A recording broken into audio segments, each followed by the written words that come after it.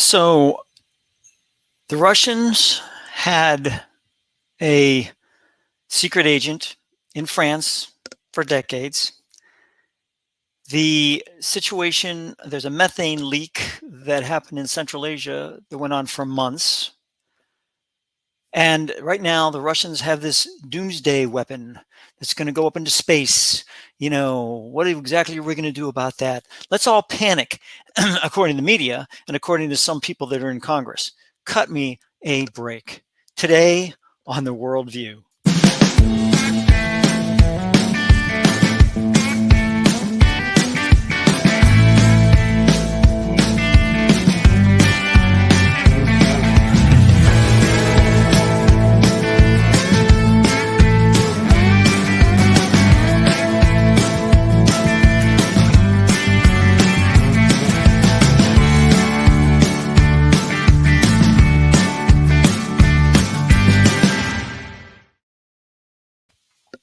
Hi, everybody. Chris Greco here for The Worldview. Host, researcher, all-around good guy, at least to some folks out there, hopefully. Today we have a wide range of topics that we're going to be discussing. And I want to start out right away with, because this is February, I want to make sure the Heart and Health Month aspect is really important. So I want to just say right now that I've had heart disease now for 33 years. 33 years. I've had an angioplasty. I've had a couple angioplasties. I've had 5 or 6 cardiac catheterizations, triple bypass. It goes on and on and on. I'm still around, thank God. But bottom line is this: is that what we're doing is in the heart disease area is, I think we are somewhat diluting that situation, even though, thank God, we have a whole month dedicated to that area of heart health, which is good. But I just wanted to share with you a book that I wrote, my wife and I wrote, called Wholeheartedly, a journal and a journey having to do with the path that happened when I first when I first realized I had heart disease. Didn't even realize I had heart disease, and then it went on and on and on. So I just want to make sure it's here in lulu.com. You can get it. There's the link right there. And what I'll do is I'll just copy it here and make sure that you have it. But just want to make sure that everybody understands, that heart disease is not something that we need to like dilute or just, it'll go away type thing. It doesn't. And just to let you know that, I think the important thing is, let's go to the CDC causes of death. And just to let you know here, what are the causes of death? And it'll say it right here: fast stats leading causes of death, right? So right here, it says it. And it's heart disease. So heart disease, 2023, however, 695,000 people died of heart disease. 695,000 people. The second is cancer. The third is questionable. COVID-19. I'm sorry, but I would have to question that. Did they die from COVID-19 or did they die with COVID-19? I think that's really important to understand that whole situation. But anyways, that's still number 3.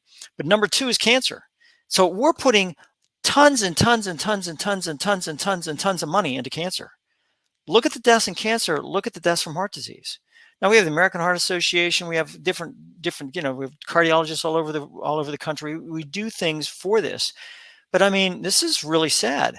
And diabetes is 103,000, and diabetes is directly associated with heart disease.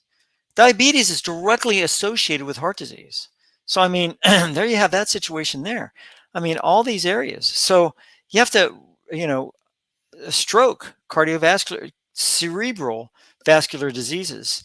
But heart disease and stroke, again, they're related. 162,000. So if you add these up, 695, 162, 103, we have almost 1 million people die a year from cardiovascular or cerebral vascular diseases, or any type of vascular diseases. So this is where you have a real problem with this heart disease area, and it's got to be tried and fixed from that standpoint. So let's talk about this for a second. Here's a exercise supposed to be really good for your heart, right? Well, originally the JAMA, Journal of American Medical Association, said that exercise and less cognitive decline, it says there's a weaker link than expected between exercise and less cognitive decline. So, previous research tied increased physical activity to the lower risk of cognitive decline, but a recent meta-analysis says that may not be true, right? Well, as any study goes, it's a sampling, and that is something that is really hard to come about. Random sampling turns into systematic sampling, turns into just sampling. There's no randomness about it. And that's, you do a meta-analysis. A meta-analysis is taking all the studies that were done and then studying that. That's basically what it is. Still a significant population health perspective for potential postponed multifactorial diseases causing dementia. So, I mean, it's weak, but it was still significant in population health perspective. So, I mean, in other words, don't stop exercising. And it's funny because I'm sure that people took that situation where it says exercise is not associated with lessening heart or lessening dementia. All of a sudden, it was kind of like, oh, well, I'm not going to exercise. So that's easy. Why? If I do, then I'm going to have a problem.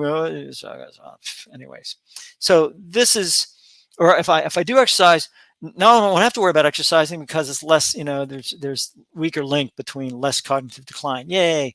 So I mean, cut me a break. So, anyways, February 14th. So this is really new here. So you got to be careful about these studies. How about this one? Weight loss surgery managed blood pressure for people with obesity. Let me say something at this point in time, and this may come as just like a duh for most of you, but weight is associated with heart disease, diabetes, stroke, blood pressure, hypertension, hyperlipidemia. All that stuff is directly associated with weight. Directly associated. That's why Ozempic and Wegovy and the rest of them are putting out these, and they're not untruthful statements, but they're saying basically, if you take Wegovy, you can control your blood pressure. If you take Ozempic, you can control your blood pressure and lower your risk for heart disease. That all has to do with weight. It all has to do with weight. So if you lose weight, then you're going to lessen the situation with obesity, lessen your weight. You're going to lower your risk with heart disease and stroke and diabetes and all the other things you have to go along with that. But let me say something very clearly at this point in time, with something that Wegovy and Ozempic do not point out. You got to take that stuff for the rest of your life, and this is being shown over and over and over again, that people sit there and say, well, I don't want to take insulin. Well, but you're going to take Wegovy, which is a shot. So, I mean, it's a little bit less than what you take insulin, but the bottom line is you have to remain on that drug, basically, to control your weight for the rest of your life. And if you come off of that, they've already shown in studies and whatever else that there's some rebound effect with that whole thing. So then they're saying you have weight loss surgery. So people with obesity who underwent bariatric surgery controlled their blood pressure more effectively and took fewer medications at 5 years than those who only received antihypertensive medications. So this is what's going on, and then it goes into different aspects of percentages and everything else. And it's funny, maintained blood pressure readings lower than 140/90. Okay, now let's get something straight here. 120/80, right? 120/80. That used to be considered, 120/80 used to be considered a normal blood pressure. They don't even consider 120/80 normal blood pressure now. Now they want it lower than that. So, I mean, best thing, and two parts of it is there's systolic here, top number, diastolic here, right? That diastolic number you actually want below 80. Even if this is above 130 or 140, you still want this below 80, right? According to the doctors. So, all these things have to go with, So even saying, oh, well, it's lower than 140/90, so therefore it's successful as antihypertension, that's shaky, but that's just the way it goes. And the third one I'll show is this one right here, because cigarettes are directly associated with heart disease, directly associated with all the stroke and all the other things that have to go along with that. I know that because some of my relatives smoked, and they ended up dying, probably before their time. E-cigarettes may be better than nicotine gum for quitting smoking. This, after I just heard in North Carolina, as well as the nation, that the media is about vaping. Oh my gosh, vaping, and middle schoolers are vaping. I don't know how they're getting the vaping stuff, but they're vaping. They're doing all kind of, this is bad. They're addicted. This is all kind of bad. But we have the Journal of American Medical Association, folks. This is not some disreputable, off the wall thing. This is the Journal of American Medical Association. It says e-cigarettes may be better than nicotine gum for quitting smoking. Then it goes on to say, but the majority of the e-cigarettes group was still vaping at 6 months, while the group using the two other smoking cessation methods, nicotine chewing gum and varenicline, I guess that's the way you pronounce it, a medication by Chantix, were no longer using these tools. So, yes, you can quit smoking cigarettes, right, using vaping, but you're still going to be vaping. So, I mean, the first paragraph contradicts what they meant by this title. This is not an untruthful title. This is a misleading title. E-cigarettes may be better than nicotine gum for quitting smoking, right? But you're still vaping. You're still breathing in nicotine, right? So, I mean, this whole thing is really interesting. And water vapor is what you're, from what I hear, that's why they call it vaping. So, I mean, involved about 1,100 participants in China who had smoked at least half a pack of cigarettes during the last past five years and received their signed cessation method for 3 months, whatever it is. At the end, about 16 people using e-cigarettes had stopped smoking, compared with 9% of those in the group. Now, think about this for a second. 16% of the people using e-cigarettes, 16%. Like, I mean, yeah, okay, it's 16% that are no longer smoking, but bottom line is 16% compared to 9%. So, and how many people was there? How many people were there? Were there less, more? How does it all work? So anyways, this to me, thank you, Emily Harris. I appreciate that. At least they're transparent, right? At least they're saying things that's good. And then this last one about heart disease. Lipoprotein A. This is a big deal now. The Lipo-A is what they call it. And basically Lipo-A is, hey, that absolutely will, you got to lower that. If you lower that, you actually lower your risk, right? And so they're saying is associated with increased cardiovascular risk independent of the baseline high sensitive C-reactive protein, which is the CRP, which is really, really interesting. So in both secondary, higher was associated with increased cardiovascular risk independent and regardless of CRP. So basically what happens is now you're going to have to get your LPA, right? Lipoprotein A. You're going to have to figure that out. You're going to have to get your, hey, and what are the standards, right? So what are the standards? Baseline plasma considered either as continuous, variable, dichotomized as 125 nmol per liter. Rather have that in milligrams, right?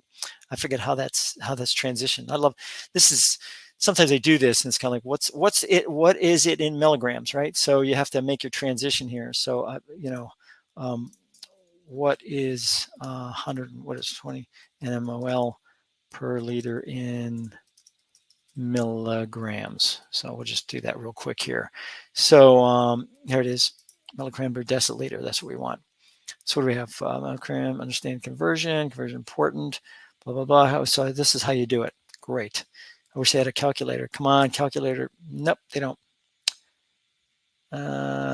Shoot. Okay, well, anyways. This is, I guess, how to do it. Times molecular weight, but I don't know what the molecular weight is. For example, 7.8, I don't know. So anyways, we got to find out how to do that calculator. So I'm gonna have to put a calculator here. Converting on online conversion forums. So measure. So anyways, you can. Oh, here it is. So I mean, unit converter. Here we go. So 120 is going to be what? Calculate 0. Calculate missing value. 120. I thought it was 120. 125. 125. Hello. 125. So basically, just throw that in there, and you can figure out, hey, this is what we want to get here. So let's see what the calculation. So I'll see if slowing down here because I got so much crud open up, and this is like 2,250 per deciliter. Really? 2,250. So anyways, yeah. Okay. So that answers that question. Not, but that's tough. All right. So let's go on to some international stuff. Enough of that. So what we want to do is want to get to some international stuff and talk about these areas. KGB, who rubbed shoulders with French elites for decades. BBC does that. So this guy, major French magazine L'Express, revealed prominent former editor, spied for the Soviet Union for 35 years. Isn't that great, huh? Spy for Russia's KGB. Huh. Grumbach, I guess it is, handed them to Britain. Soviet archives handed them thousands of pages of documents out of Soviet archives. Named after a Soviet major who smuggled thousands. They were later compiled in a book by Christopher Andrew and Vasily, whatever. Several months ago, a friend of Etienne Girard informed him that an acquaintance who was researching the Matrokin files came across L'Express. The document said that an agent with the code name of Brock worked for the KGB and matched Grumbach. Dug into it, found Grumbach was written in Russian and some photos. So I mean, isn't that great? Born in 1924, Jewish family. Grumbach fled France with his mother and siblings in 1940. Joined the U.S. Army immediately. Was immediately fought alongside the resistance in Algeria in 1943. Afterward, joined AFP, did all kind of stuff, and then all of a sudden, he decides to turn Soviet spy. So, great, huh? So, anyways, good. Nice going, France. Way to go. That's great. So, anyways, and something I wanted to show you guys is a book I wrote. It's called "Should the United States Reevaluate Its Relationship with France?" How do we conduct international policy with France? So, this is based on the tenuous relationship that we have with France, even though presidents, past and present, always seem to love France. I do not understand that. They never treat France the way they should be treated, which is with a bag of salt. Okay. I mean, anything they say, anything they do, I would, there's another agenda in there somewhere. So I'd be really careful with that. So this is my book. It's on Lulu. You can get it if you'd like. So that's what we have there. Here we have Russia developing troubling new anti-satellite weapon. Oh my gosh, what do we do?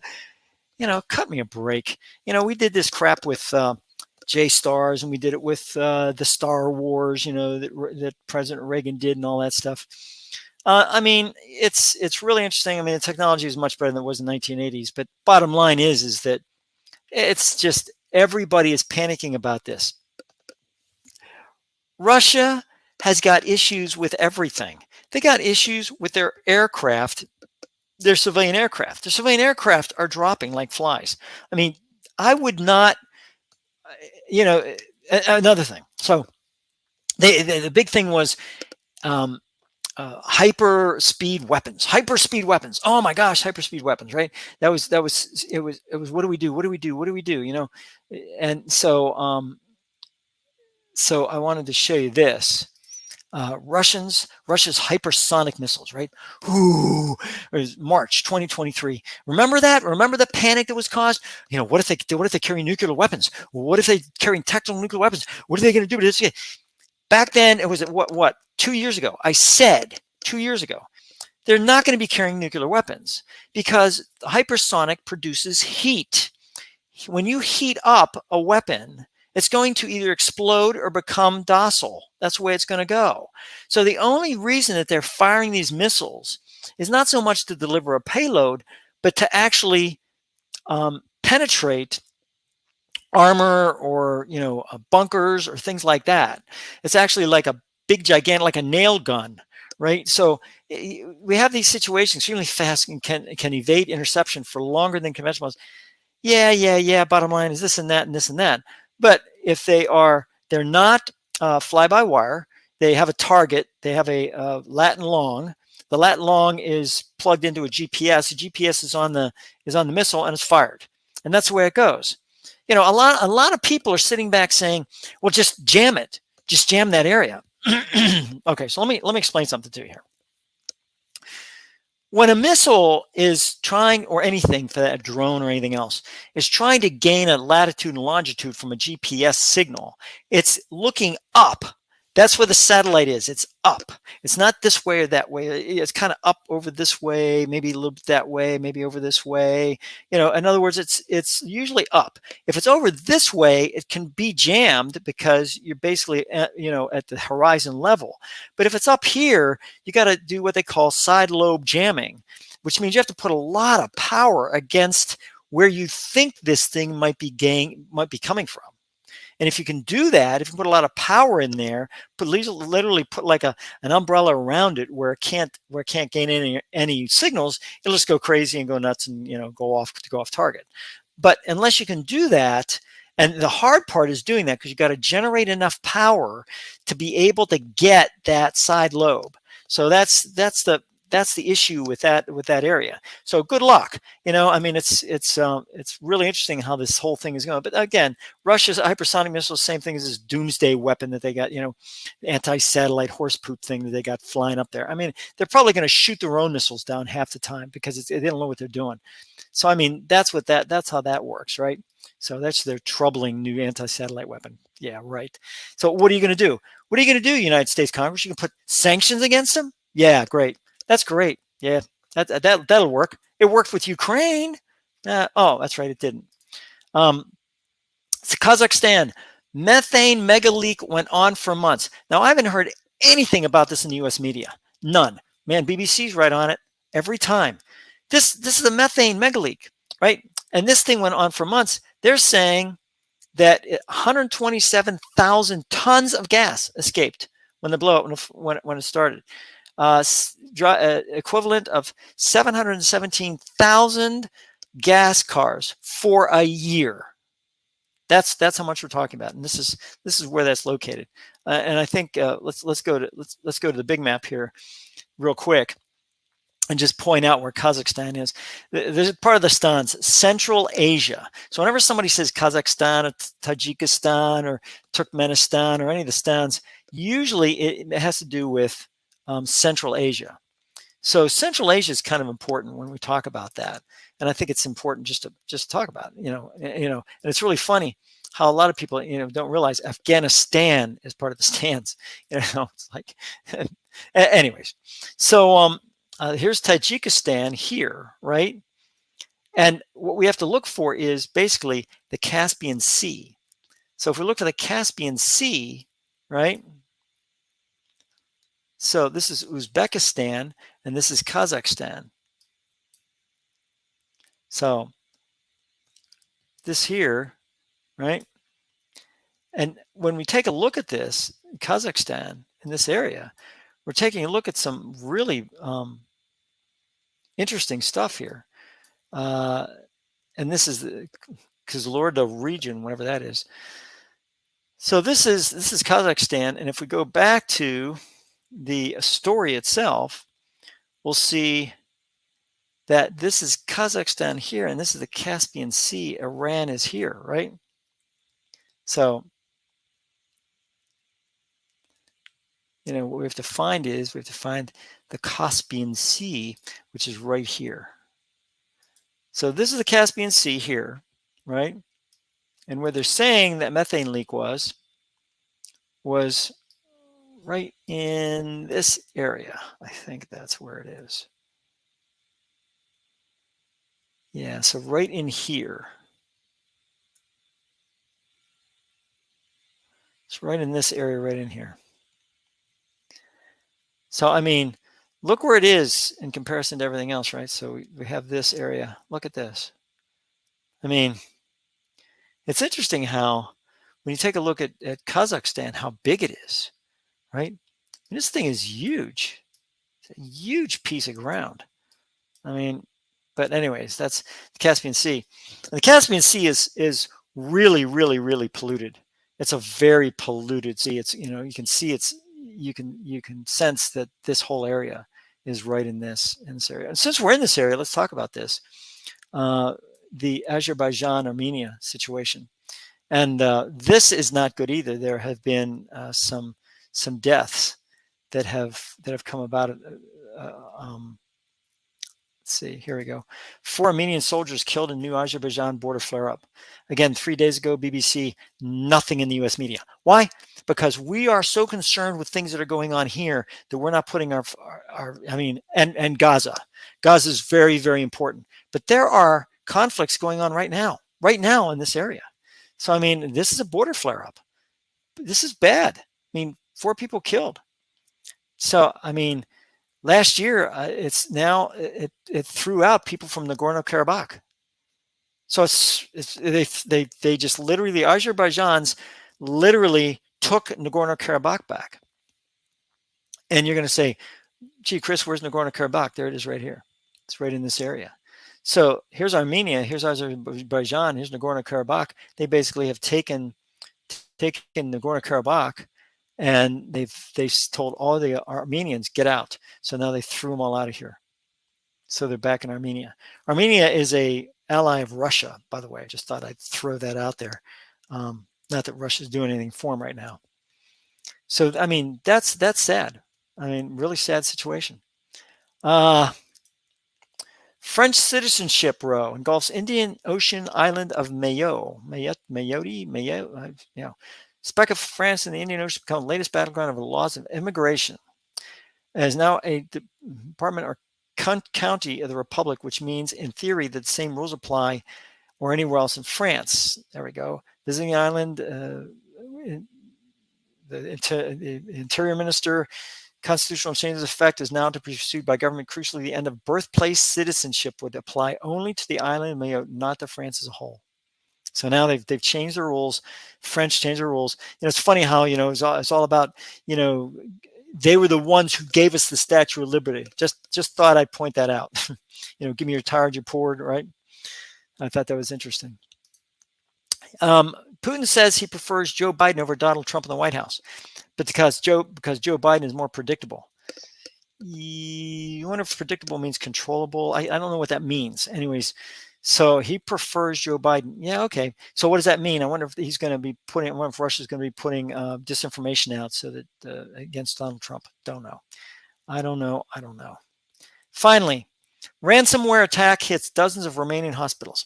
About 5-6 years ago, the Department of Homeland Security came in and basically told U.S. hospitals that there were like 240 different vulnerabilities against their infusion pumps. And now all of a sudden, there's all these ransomware hits. Hospitals do not want to correct this stuff. They would rather just, because they need to make money. So that's what they're trying to do, is make money. And because of that, this is something taken into consideration. Dozens of Romanian hospitals, 100 Romanian hospital healthcare facilities, 100 doctors forced to resort to pen and paper, which they should do anyways in some situations as kind of an emergency exercise. Let them do that stuff, make sure that they can get access to paper records, all these things that go on there. I just don't understand why they just don't do that, but that's me. And what am I going to say? So we talked about hypersonic missiles, and then finally leading cause of death. One more time. Leading cause of death, heart disease, 695,000. Take care of yourselves. Very, very, very, very important to take care of yourselves. And that does it for me and Worldview for today. Please tune in next time where we'll discuss more things about the world and worldview and how it affects the United States and you. Take care.